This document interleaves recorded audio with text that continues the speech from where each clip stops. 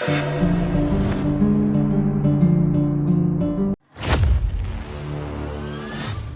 दोस्तों, horror tell stories में आपका फिर से स्वागत है।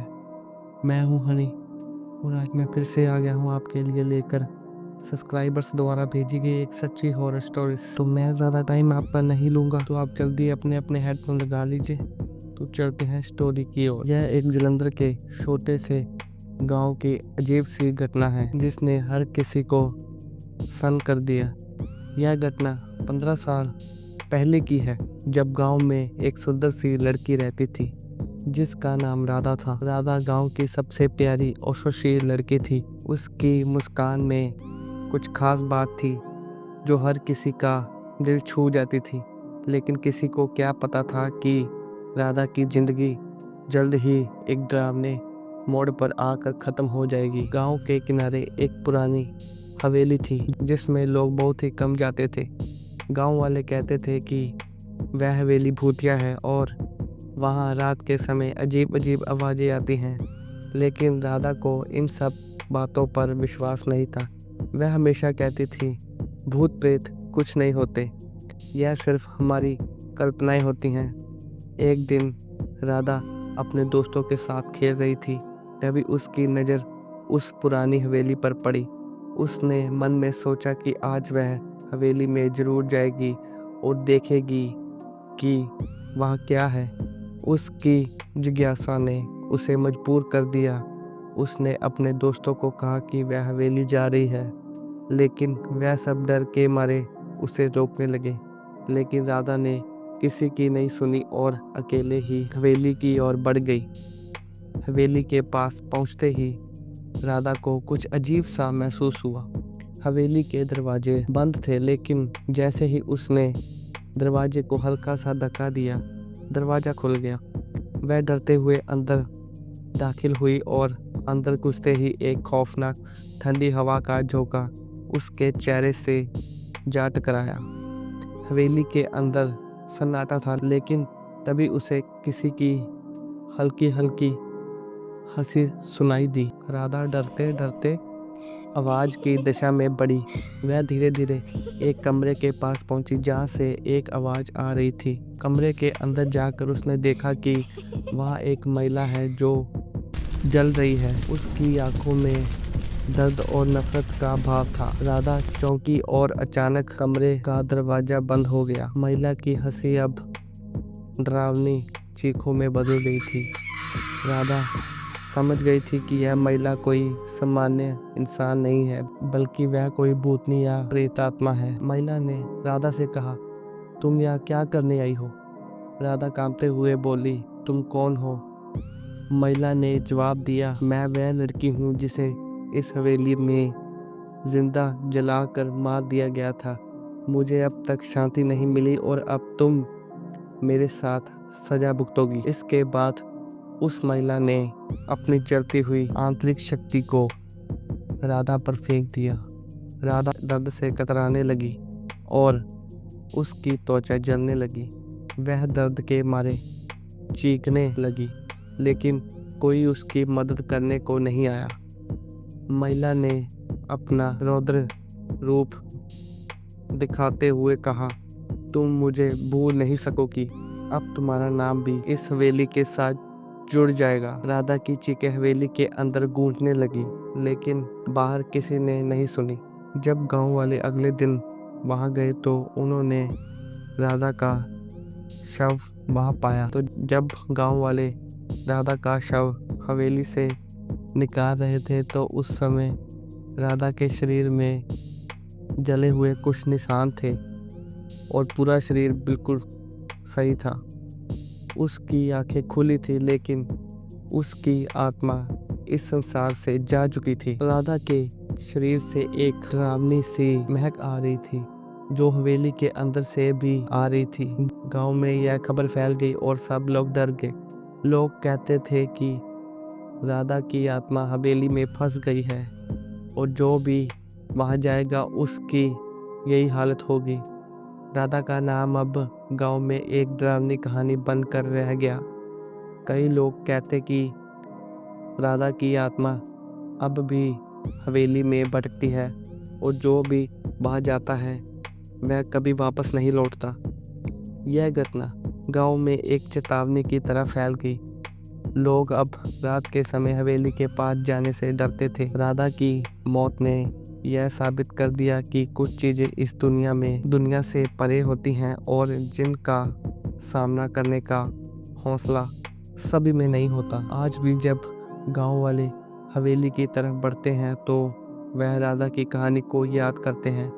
उन्हें यकीन है कि उस हवेली में कुछ अवश्य शक्तियाँ हैं जो किसी भी इंसान को अपने जाल में फंसा सकती हैं और कोई नहीं जानता कि वहां जाने वाले अगले व्यक्ति की किस्मत क्या होगी। राधा की आत्मा अब तक वहाँ है और हर रात वह हवेली के भीतर अजीब अजीब आवाज़ें आती हैं, जैसे वह बदला लेने की योजना बना रही हो।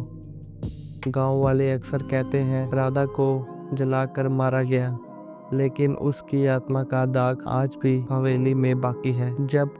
इस घटना ने यह साबित कर दिया कि कभी कभी हमारे डर और कुरीतियों का सामना करना बहुत ज़रूरी होता है और उन अंधेरे रहस्यों को उजागर करना खतरनाक हो सकता है। तो दोस्तों, ये थी मेरी सच्ची हॉरर स्टोरी जो हमें हमारे सब्सक्राइबर ने हमें व्हाट्सएप द्वारा भेजी गई है। धन्यवाद। दूसरी कहानी।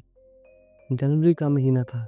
4 दोस्त विवेक, दीपक, नितिन और आकाश टूर पर निकले थे। सबसे पहले वो पहुंचे आगरा फोर्ट। रात काफ़ी हो चुकी थी, कड़ाके की ठंड पड़ रही थी। आगरा फोर्ट में पीछे की ओर कोई आता जाता नहीं था। वहाँ 1-2 लोग तंबू लगा कर भी रहते थे और वहाँ पर घूमने के लिए भी कोई नहीं आता था, क्योंकि आगरा फोर्ट बहुत बड़ा है। विवेक अपने दोस्त के साथ वहीं पर बैठा था।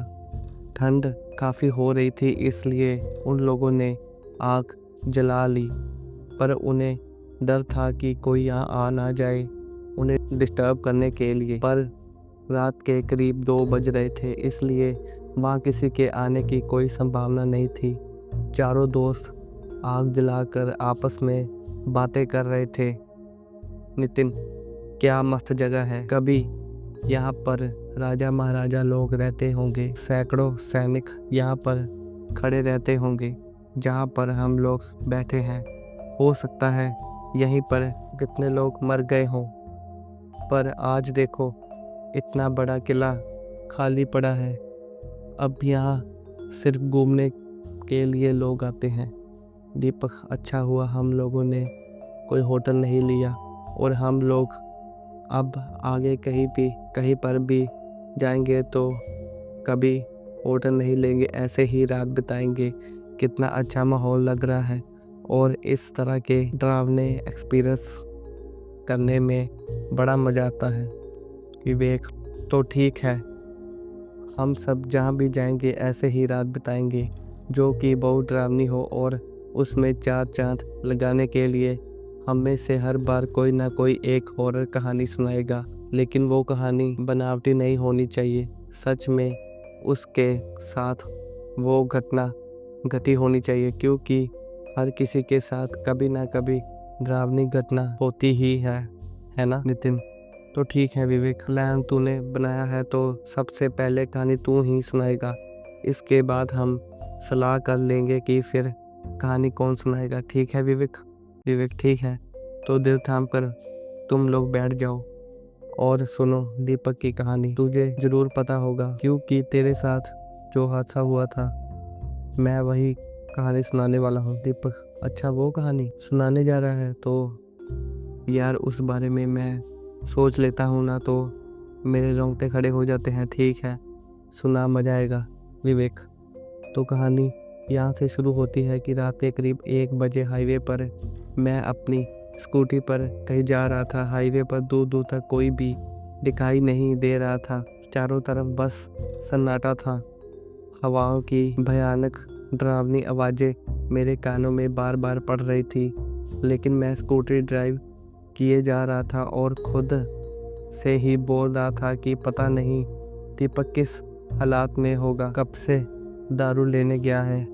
आधी रात हो गई अभी तक नहीं लौटा। मैंने स्कूटी और तेज़ कर दी तो तभी एक बूढ़ा इंसान सामने आ जाता है। मैंने ब्रेक लगाए, स्कूटी रोकी और बाबा का चेहरा बहुत ही भयानक लग रहा था। मैंने तेज आवाज़ में बाबा को बोला, अरे बाबा, पूरी सड़क खाली पड़ी है, मेरी गाड़ी के सामने ही आना था आपको, अभी आपको चोट लग जाती तो। नितिन, फिर बाबा कुछ बोले या नहीं? विवेक, वो बोले पर उनका जवाब मुझे समझ नहीं आया। बाबा, चोट तो बहुत पहले ही लग चुकी है बेटा। विवेक, ऐसे चलोगे तो चोट लगेगी ही ना? बाबा, हाँ, लेकिन मुझे अब कभी चोट नहीं लग सकती बेटा, चाहे मुझ पर कोई गाड़ी ही क्यों ना चढ़ जाए। विवेक, मैं बाबा की बात सुनकर थोड़ा हैरान हुआ। आकाश, हैरान तो हम लोग भी हैं। विवेक, आगे सुनो। मैंने बाबा से कहा कि यह क्या कर रहे हैं बाबा। इतने में बारिश होने लगी, आसमान में बिजली कड़कने लगी। मैंने सोचा कि अचानक बारिश कैसे होने लगी, अभी तो आसमान बिल्कुल साफ था। फिर बाबा ने कुछ ऐसा बोला जिस पर यकीन करूं या ना करूं समझ नहीं आ रहा था। बाबा, आसमान तो अभी भी बिल्कुल साफ है बेटा, वो ऊपर देखो। विवेक, मैंने अपने चेहरा ऊपर उठाकर देखा तो आसमान बिल्कुल साफ था, चांद तारे साफ साफ दिखाई दे रहे थे। ये सब देखकर मैं हैरान रह गया। तभी मैंने बाबा से कहा कि बाबा, ये सब कैसे हो रहा है, मुझे कुछ समझ नहीं आ रहा। बाबा, चलो वो सामने वाली कुटिया है, मैं तुम्हें सब बताता हूँ। नहीं बाबा, मेरा दोस्त इसी रास्ते से दिन में कहीं गया था, अभी तक वापस नहीं लौटा और मुझे उसे ढूंढना है। बाबा, मुझे पता है तुम्हारा दोस्त कहाँ है, आओ मेरे साथ। विवेक, बाबा की यह बात सुनकर मैं फिर से हैरान हो गया। मुझे कुछ समझ नहीं आ रहा था कि यह बाबा जी तो अनजान है, उन्हें दीपक के बारे में कैसे पता। खैर, मैं बाबा के पीछे पीछे उनकी कुटिया तक पहुंच गया। बाबा, आओ बैठो।